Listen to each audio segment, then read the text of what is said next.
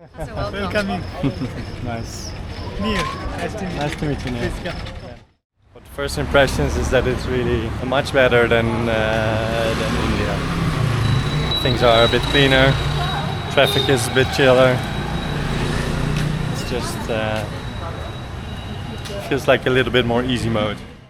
Walking because everything will adjust to itself, to each other. Yeah. That's what they said. The guy that ended up at the hospital. No, that's how I've been managing the whole time.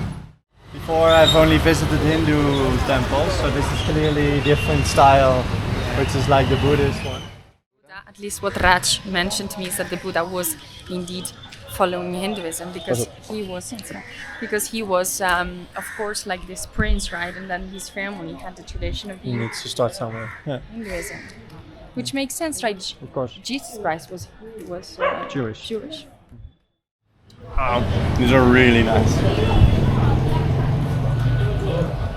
Bit spicy? Yeah.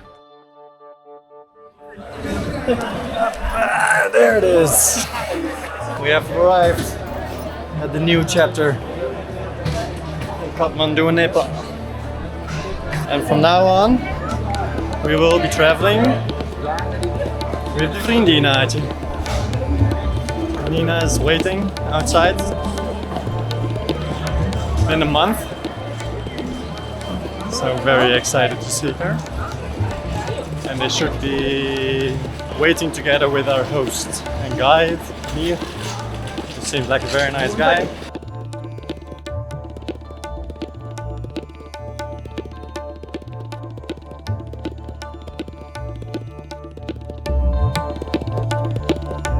Hey, there we are. Schatje, hoe is het?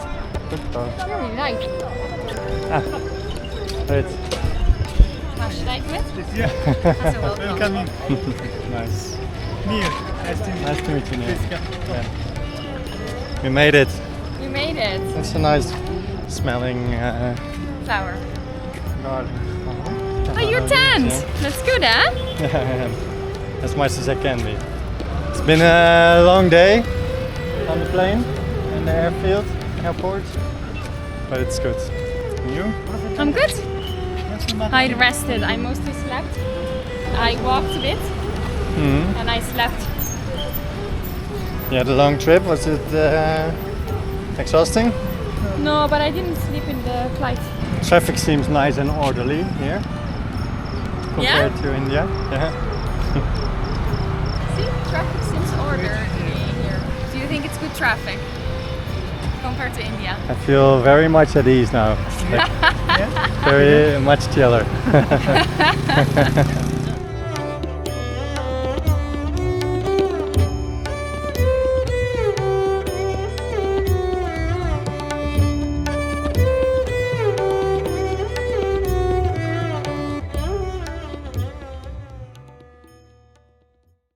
We've arrived.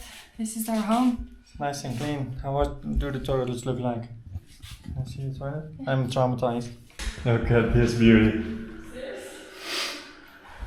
Everything clean. It's gonna be really nice. Oh, toilet paper. What a blessing.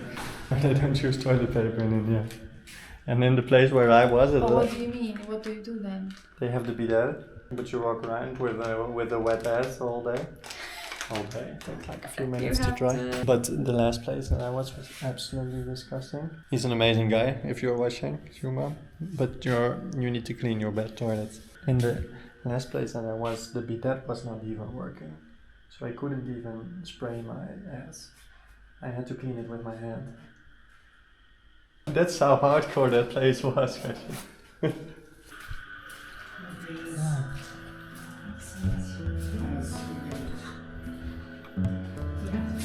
Yeah. It's a really lovely place. It's very peaceful, yeah. Very nice. I was saying to Piara that compared to the places I've stayed the last time, much better. This feels much better.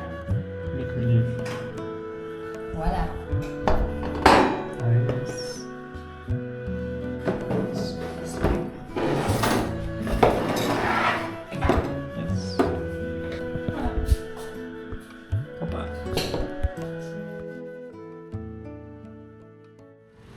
have arrived in Kathmandu. We're in the walking into the main center now. I don't know. Here, are we in the center now? No, still not. Still we are in local place. Still other places. Okay. And what are these? There are places with dumplings everywhere. What are the dumplings? We're on our way to arrange the visa, the group visa for the Mount Kailash pilgrimage. And that's also why we ended up with Neer eventually, because it seemed very hard to find an agency that could help us with getting the group visa that's necessary in order to enter Tibet, because that's the only way that you can visit Mount Kailash. And also because now it's off season, so there are not too many tourists that they can assemble groups with for these group visas for the agencies. It was really difficult to find an agency that could actually bring us to the mountain. But luckily we found Neer and his amazing homestay. It's quite a nice little chill area outside of the busyness, out of the madness. And now he's taking us in.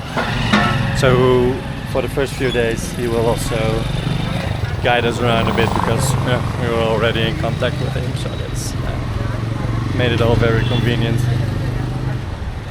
But the first impressions is that it's really much better than India. Things are a bit cleaner, traffic is a bit chiller. It's just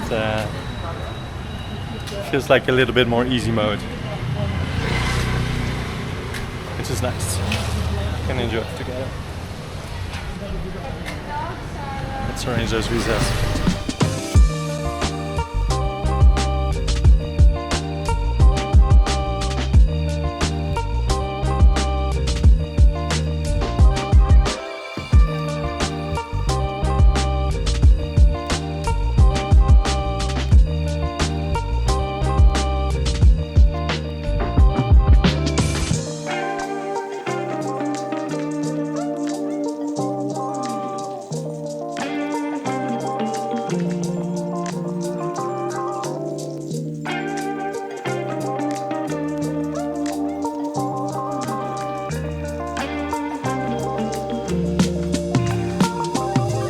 Like this is the thing is with the traffic here is that you just need to start walking, because everything will adjust to itself, to each other. Yeah. That's what they said. The guy that ended up at the hospital. No, that's how I've been managing the whole time. Works perfectly. I've even driven in the bad traffic. I had a scooter in my car. Right, you drove it or you sat on the back? I drove it myself. Through the center, everything. Impressed? Look, now we're talking. The rickshaws. These are real rickshaws. A rickshaw. Like the taxi driver. The bikes. See? Want a rickshaw, man? Let's just get lost a little. And we'll figure our way back home. So this is, what was your name? Abhi. Abri. It's our new friend Abri, who wanted to practice his English with us. It's really good. Like there is now like a video not allowed here. Okay, so that's good. Then we make sure that we capture everything now, because there's a little bit of a ceremony, and it's what is the purpose of the ceremony? You can see there for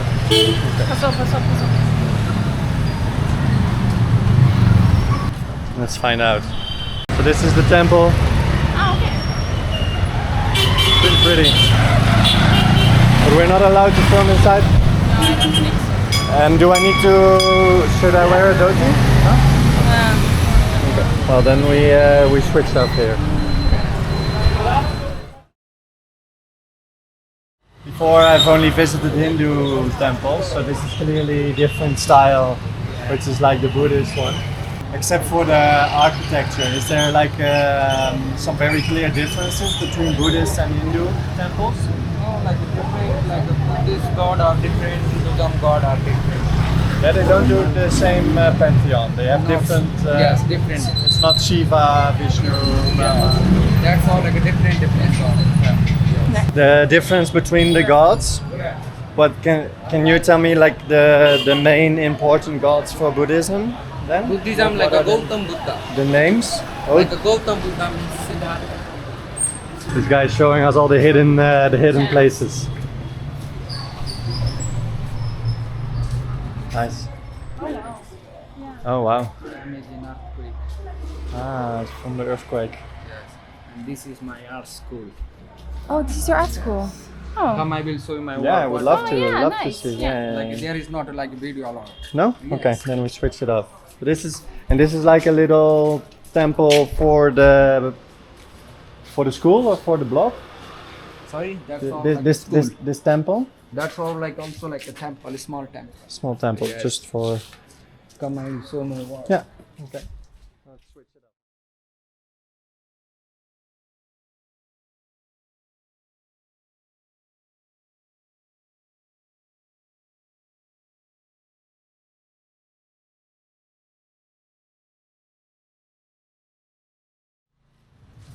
Thanks, Guy.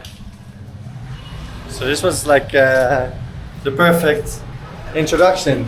Yeah. Like we got this guy took us in and he started to explain everything about like very fundamental things about Buddhism and the art that they are making, and to keep in mind when we see different kinds of art in the future to kind of like know what they mean. Arriving in Kathmandu feels like stepping into a new story. One that has been unfolding for thousands of years. A story of connections, shared beliefs, and sacred places that transcend borders. This region, stretching from India to Nepal and into Tibet, was once part of a seamless cultural and spiritual landscape. But history, with its tides of change, reshaped that unity. In 1950, when Tibet came under Chinese control, the world watched as the region's most sacred peak, Mount Kailash, fell within those new borders, becoming a place few could reach. Mount Kailash holds a special place in the hearts of millions. For Hindus, it's the home of Lord Shiva, the powerful god of transformation. For Tibetan Buddhists, it represents the seat of Demchok, the deity of bliss. Jains hold it sacred as the site where their first teacher, Risha Vanata, attained freedom. Like Mecca for Muslims or Jerusalem for Jews, Mount Kailash symbolizes a pilgrimage of the spirit, drawing seekers from across faiths. Documenting this modern-day pilgrimage is what we have came here for. But while waiting for our special group visa, we have some time to properly settle down in this new spiritual setting. So let me tell you a bit more about the origins and similarities between the Buddhist and Hindu faiths. Buddhism emerged from the teachings of Siddhartha Gautama, known as the Buddha. Born over 2,500 years ago in what is now Nepal. His quest for enlightenment reshaped how people understood life and spirituality. Buddhism kept many elements of Hindu belief like karma and the cycle of rebirth, but shifted the focus to inner peace and personal enlightenment. Here, the divine was less about gods and more about the power within each of us to transcend suffering. Central to this teaching is the wheel of life, or samsara. It is a vivid representation of the cycle of existence, birth, death, and rebirth. In its center, three animals, a pig, a snake, and a peacock, symbolize the forces that keep us trapped: ignorance, anger, and desire. This wheel, held by Yama, the god of death, reminds us of everything that's impermanent. And yet, just outside the wheel, there is hope. The Buddha stands as a guide, showing that breaking free from this cycle, reaching moksha or liberation, is possible. Another powerful symbol found in Buddhism is the mandala. And more than just art, a mandala is a tool for meditation, guiding the mind towards focus and insight. Each design represents the universe, from its outer rings of protection to the deeper layers that map a path to understanding. By contemplating a mandala, we journey from ordinary perception to a state of wholeness and unity, reminding us that enlightenment is within reach inside all of us. As we start this chapter of exploration in Kathmandu, I'm reminded that this journey is not just about visiting places and learning facts. It's about connecting with the wisdom woven through different teachings and seeing how they point to the same truths. How Hinduism and Buddhism both guide us toward breaking the cycle of suffering and finding true peace. This is the beginning of a journey not just to explore sacred sites, but to touch the essence that these places represent. To find what lies at the source where all paths converge.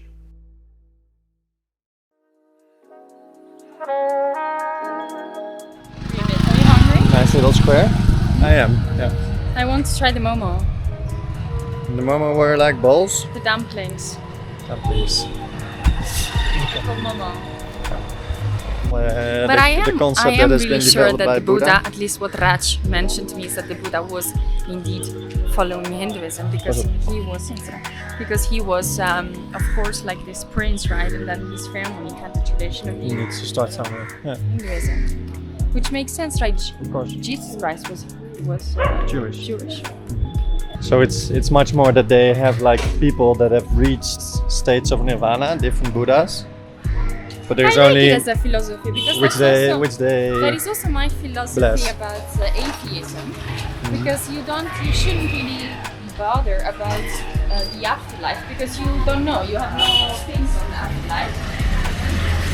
And then it's beautiful that the Buddhism also says that you shouldn't be bothered, you should focus on this life and control this life. So I like it a lot. yeah. Maybe the samsara is for me. Yeah, well, no. Meditate. Maybe you're finding your spirituality here. Like the places at the square are always the most expensive, but if you want to have a good momo, it's really pretty, really cute. Yeah, In India, you didn't really have this. There was a marketplace actually in Mysore, but most of it is just really busy streets.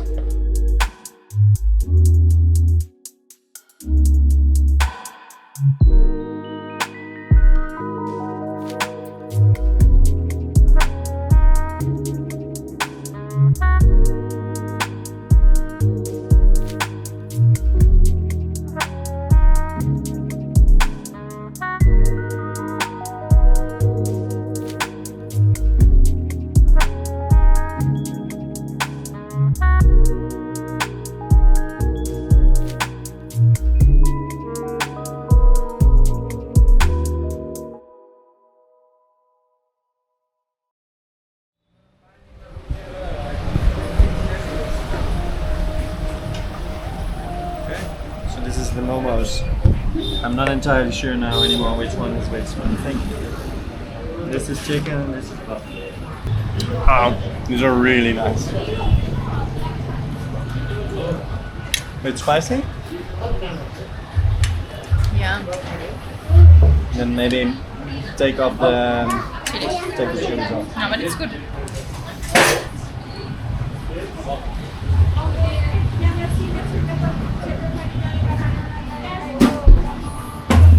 No.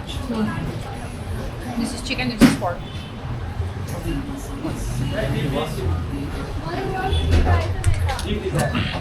Really nice. So that helps. Very very good. I feel better. There's nothing that gets you more brightened up than a good momo, good meal. Okay, well, it's a really nice, nice first touch of Nepal, right? First experience, first impression. Let's walk back home, chill a bit. Join the Yours to Source email course today, subscribe to my mailing list, and ensure you never miss a step on this journey of spiritual growth. Your path to aligning with Source and discovering how it wants to express itself through you begins here.